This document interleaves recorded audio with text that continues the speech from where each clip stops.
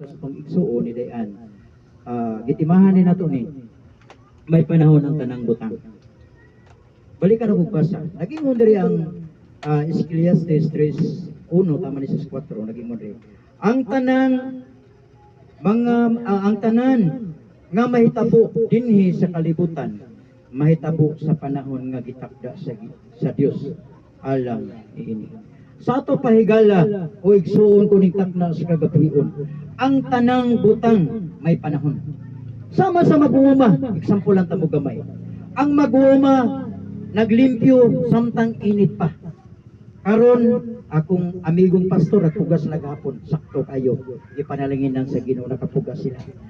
Inaana ang mag-uuma naglimpyo, naghako o nagpugas, malipay nga ulanon. Maorsa na nga atong kinabuhi sama sa espirituhanon nga kinabuhi. Ang atong kinabuhi sama sa usa ka mag-uuma. May panahon sa pagpugas o may panahon sa pag-ani. Klaro kay ibasa nato diri. Ang tanan nga mahitabo